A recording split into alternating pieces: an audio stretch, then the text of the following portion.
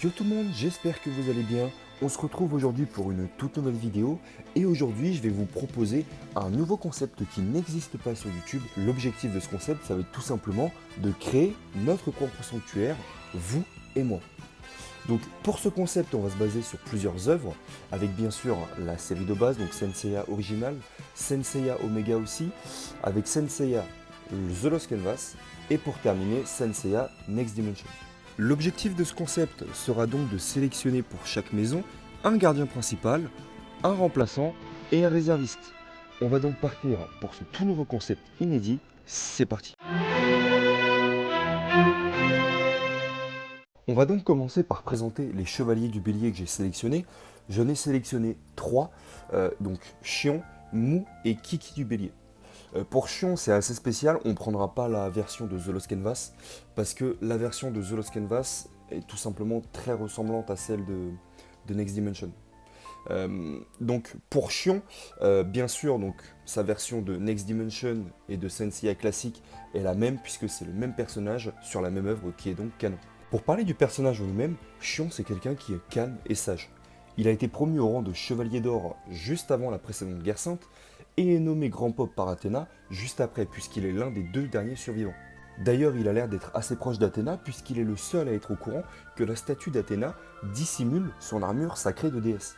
Pour ce qui est de ses compétences, il maîtrise donc le 7ème sens, et pour ce qui est de ses attaques, il maîtrise le mur de cristal, comme tous les chevaliers du bélier, et la spirale stellaire, qui est son attaque ultime. Il sait aussi réparer les armures. On va donc passer à son disciple Mou du bélier, qui est de nature très calme et douce, et qui est prêt à tout pour protéger Athéna. Il se soucie beaucoup des autres, par contre, lorsqu'il se bat, il met sa douceur et son calme de côté pour devenir un adversaire vraiment redoutable. C'est un chevalier qui maîtrise le 6ème sens, donc la télékinésie, et le 7ème sens qui lui permet de se battre à la vitesse de la lumière. Il sait aussi utiliser le 8ème sens, donc c'est ce qui va lui permettre de pouvoir aller en enfer en étant vivant. Il maîtrise aussi plusieurs techniques, dont le mur de cristal comme on l'a évoqué juste avant, et la mort d'une étoile, qui est son attaque ultime. Il a aussi utilisé une fois la toile de cristal pour battre Mew du papillon, une technique qu'on a vue simplement une seule fois, et donc il maîtrise la téléportation, et lui aussi bien sûr comme tous les chevaliers du bélier, il sait réparer les armures. On va donc passer à Kiki qui est disciple de Mou, donc c'est un petit peu une tradition au sein des chevaliers du bélier. Xion était le maître de Mou, Mou est le maître de Kiki, et ainsi de suite. C'est souvent comme ça que l'armure du bélier est transmise. Mais pour revenir à Kiki, donc Kiki on l'a connu en Senseiya original, en étant un jeune homme assez turbulent, mais aujourd'hui c'est un jeune homme qui est mature, qui est calme, sérieux et surtout qui est perspicace. Il ressemble beaucoup à Mou en fait, il a vraiment pris exemple sur lui. Donc lui aussi il maîtrise le 6ème sens et le 7ème sens, mais pas le 8ème parce que lui n'a pas été en enfer pour le maîtriser. Au niveau de ses techniques, il utilise aussi le mur de cristal et la mort d'une étoile. Et il maîtrise aussi la télékinésie, mais pas la téléportation comme son maître. Et donc là, petite particularité, Kiki possède un cosmos de type Terre. Voilà, chose qu'on ne sait pas pour les 2 autres, puisque le cosmos de type n'existait pas avant. On va donc un petit peu parler de leur performance, puisque c'est tout simplement ce qui va nous permettre de choisir qui sera notre gardien, notre remplaçant et notre réserviste. Ça passe forcément par cette étape-là. On va commencer donc toujours par Xion, qui est de toute façon le premier chevalier du bélier à notre connaissance.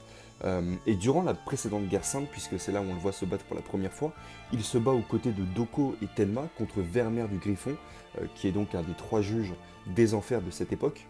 Mais ce dernier donc les maîtrise assez facilement, grâce notamment à la barrière qu'Hadès met en place autour de son château. Donc un petit peu comme on va le voir tout à l'heure pour Mou. Durant sa confrontation avec Mou dans l'arc Hadès du présent, c'est comme ça qu'on va appeler ça, il le soumet assez facilement durant sa confrontation et se bat ensuite contre Doko sous forme de vieillard et sous forme humaine, donc avec sa vraie forme, et il fait arme égale avec Doko lorsque celui-ci reprend sa vraie forme.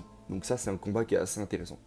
On va donc maintenant parler de Mou et de ses premiers combats qui sont assez tardifs puisqu'il combat seulement durant le chapitre Hadès.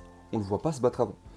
Donc c'est vrai que ça peut être assez frustrant quand on aime bien le personnage. Et son premier combat, c'est contre Aphrodite des Poissons et contre Desmasque du Cancer, donc 2 anciens chevaliers d'or. Et il va les battre assez facilement. Pour 2 raisons simples, c'est que lui déjà de base est plus fort qu'eux, et que en plus de ça, ils ne se battent pas à 100%. Donc il les bat encore plus facilement. Ensuite, il va se battre contre d'autres anciens chevaliers d'or, avant d'être paralysé par Shion, voilà, qui va le maîtriser assez facilement, comme on l'a dit un petit peu juste avant. Plus tard, il va se battre aussi contre Niobé de Deep dans la maison du taureau, qu'il vaincra sans vraiment se battre, puisque Aldébaran le tue juste avant de mourir.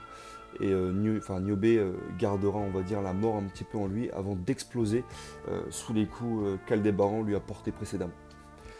Par la suite, il va donc combattre aussi contre Mew du Papillon, qu'il aura un peu plus de difficulté à battre, mais qu'il finira par tuer assez facilement par la suite. Et après ça, donc, il participera aussi au combat contre les 3 renégats, qui mènera à la confrontation des 2 Athéna exclamation au sein de la maison de la Vierge. Et donc pour terminer, il va aussi combattre contre Radamante au château d'Hadès, aux côtés de Milo et d'Aiolia, mais bien sûr avec la barrière de puissance qui est mise en place par Hadès, ils sont beaucoup trop désavantagés et se font complètement détruire par le juge des enfers.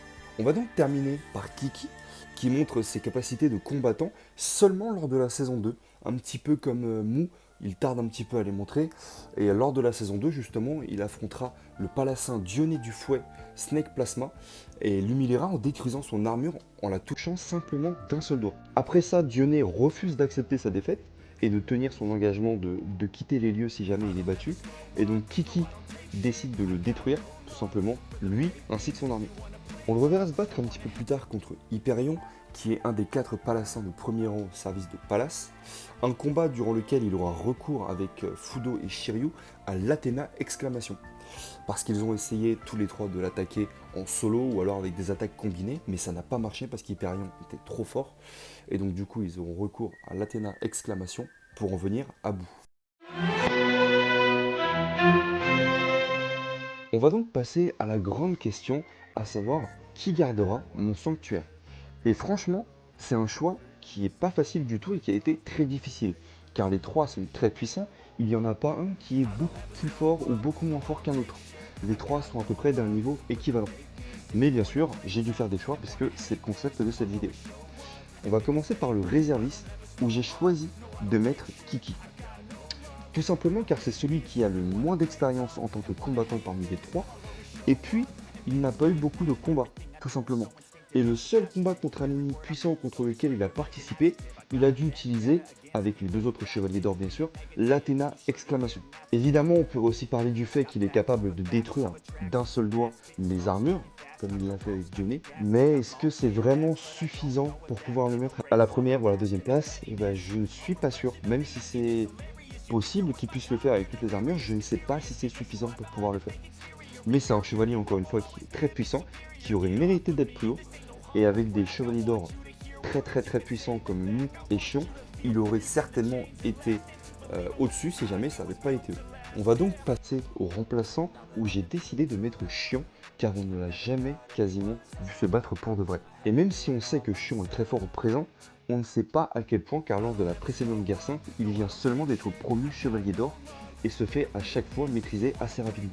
Au présent, on a pu le voir se battre contre Doko, où il fait force égale, même si les deux ne se battent pas à 100%. Il a réussi à maîtriser Mu assez facilement, mais peut-être que Mu aussi se laisse faire, car il connaît un petit peu les objectifs derrière tout ça, tout simplement. Donc il y a beaucoup de raisons qui fait que pour moi, Shion ne peut pas être premier, même si on sait qu'il est très fort. Et donc, à la première place, vous l'aurez deviné, c'est Mu. Il n'en reste qu'un seul, donc de toute façon, ça ne peut être que lui. J'ai choisi de mettre Mu en tant que premier gardien de mon sanctuaire, tout simplement car on a vu bien plus de choses le concernant. Sur ses combats, son développement et d'autres aspects, ça me paraît être celui qui est le plus crédible pour défendre mon sanctuaire. Il a beaucoup plus de références en termes de performance au combat, sa personnalité est beaucoup mieux développée, et on sait que c'est un chevalier qui ne déçoit pas. Même si les autres ne déçoivent pas aussi.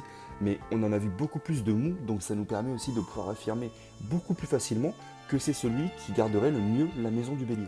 Pour ma part, le gardien de la maison du bélier sera Mu. Mais maintenant, c'est à vous de choisir qui sera le gardien de la maison du bélier de votre sanctuaire, en utilisant le lien dans la description.